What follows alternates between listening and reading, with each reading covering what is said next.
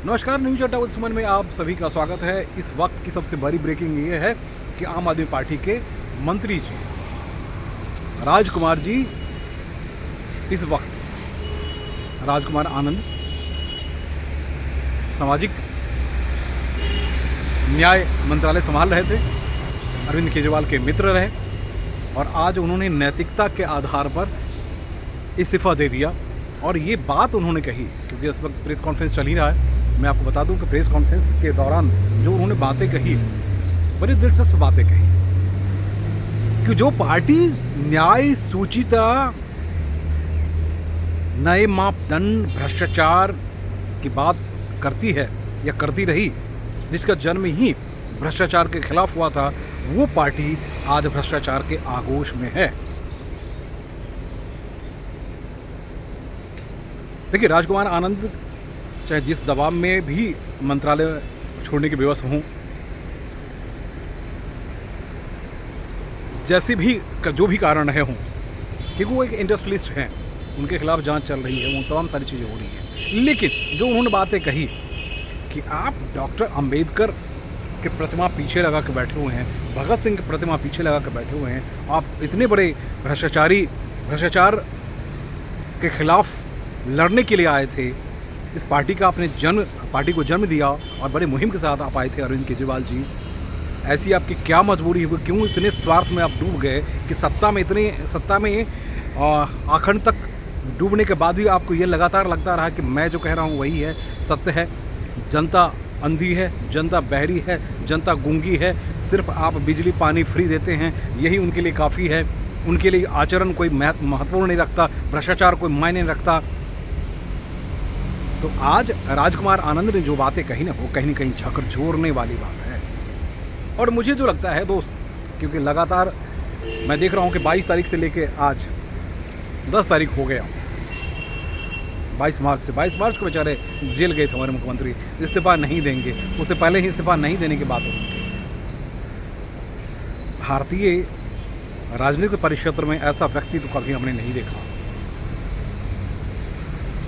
जिसने एक सच्ची राजनीति की बात की थी, आम जनता की बात की थी, आम जनता के हित की बात की थी, बड़े बड़े न्यायविद को साथ में लेकर चलने की बात की थी, भ्रष्टाचारियों को जेल में डालने की बात की थी, भ्रष्टाचार के आरोप लगने के बाद खुद ही जेल में हैं, लेकिन रिजाइन नहीं करेंगे। तो इसलिए राजकुमार आनंद का ये फैसला मुझे तो बहुत अच्छा लग रहा, और मैं जिनसे भी बात कर रहा हूँ वो कह रहे हैं कि वाकई में ऐसा होना ही चाहिए। भ्रष्टाचारी नहीं है, भ्रष्टाचार का आरोप आपके ऊपर लगा,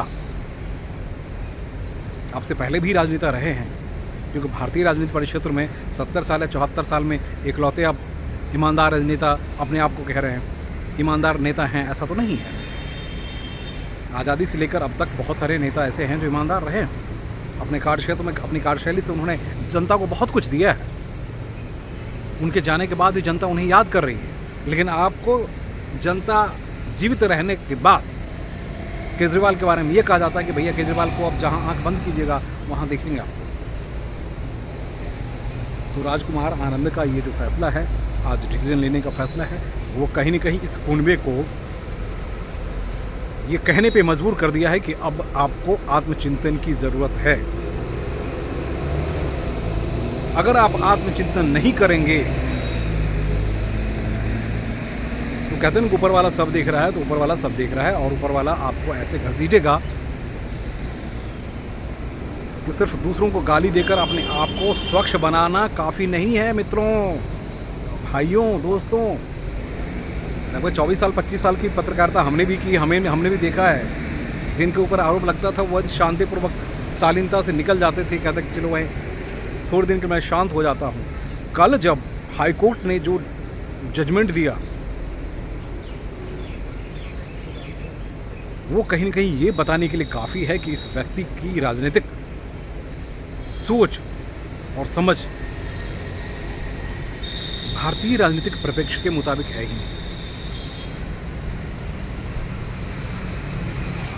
क्योंकि देश की राजधानी में आप बैठे हुए हैं, 2 करोड़ जनता है, 1.25 करोड़ के आसपास वोटर्स हैं, 50-60 लाख वोटर ने आपको वोट दिया, उसके बाद आप देश पे राज्य करना चाहते हैं, देश की जनता ने दूसरे हिस्सों में भी आपको मौका दिया और आपकी पार्टी को जनता ने चुनकर सामने ला दिया। अरे उस जनता पे तो भरोसा करो आप।